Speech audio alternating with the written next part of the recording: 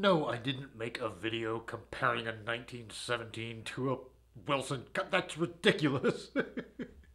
But I did get to shoot 6 guns that I had never shot before and got to spend the day hanging out with a longtime Facebook buddy. Well, okay, so Ben and I met 11 years ago in person for like 5 minutes through a mutual friend. And then over the years, we've become good Facebook buddies, and we both kind of broke up with that mutual friend because he went full MAGA. But we've tried a couple of times over the years to get together. Tried last Christmas when he was in Texas visiting family. Didn't quite work out, but we made it happen this year. Here's the rest of the day.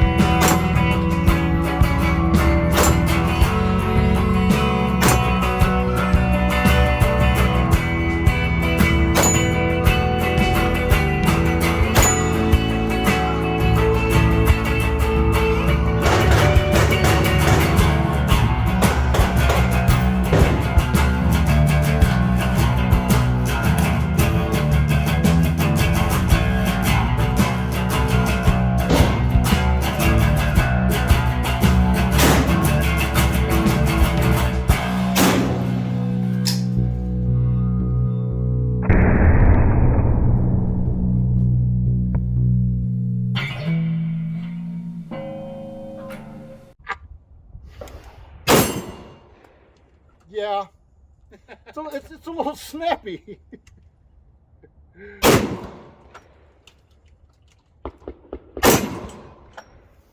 Yep, I'm good.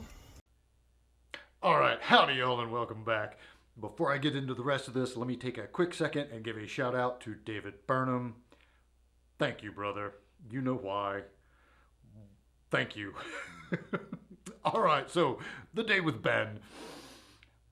I got to put hands on some guns that frankly are just way out of my financial reach, and a couple of them just straight up like bucket list kind of guns, right? So the Desert Eagle in 50 Action Express. Somehow I have just never shot one before, and now that I have, I don't ever need to shoot one again. But it's like every gun person should at least have shot one once, right? And somehow I hadn't. So that one is checked off the list. So I really planned on making the whole day about that beautiful M1917, which Ben just recently inherited. And we get to the range, and I break out my camera, and I had no memory card because I left it in the laptop. But fear not, I've basically got a whole rig set up just for using my cell phone. So I go to break that out, and it's not there either. So I was on the struggle bus the whole day trying to get any kind of video worth a damn. But the 1917 that he just inherited has a little bit of a timing issue, and so it really, like, we didn't quite go to town on it the way that I wish we could have. However, he also brought along that Wilson Combat, and holy crap, it's good. But then he also brought along that SIG 226X5, and that is straight up possibly the best shooting 9mm I have ever shot. Like, it's crazy good. Like, for just flat shooting, soft recoiling, it's literally, I mentioned in the video, like, it's like having a cheat code. Like, it is just that good. It's crazy. The trigger is amazing. It's just, God, it's good. The Walther PDP, I had never shot one before, and that one also has the Holosun with the primary arms ACSS reticle. I had never shot through one of those before. Both of which, for me personally, were kind of... I would need a lot more time with that ACSS reticle. But compared to just a simple dot, I wasn't really crazy about it. And the Walther itself, I think that's just one of these things. It was a lot snappier than I was expecting. And shooting it side by side against my Glock 19, I was a little stunned. It's jumpy. I was surprised. And Ben mentioned that it's like the whole shape of it and everything. It's really designed like if you run it a little faster, that's where it kind of shines. And he was correct. It did. Like, I started running some doubles through it, and it did kind of. But I expected more out of it. So the Soviet Arms Spiker there at the end of that clip, that thing is cool. I am not a big AK nerd, but that is, I believe, Palmetto State is the vehicle through which you get one of those. But it's like a dedicated Chinese Norinco clone. Very well put together. It's a nice shooting AK. And like I said, I'm not an AK person, so I won't go into great depth or anything about it other than to say really nice trigger, really soft shooting, super fun to shoot. I don't know that it would be the exact one I would get. Eventually someday I will get into AKs more, but yeah.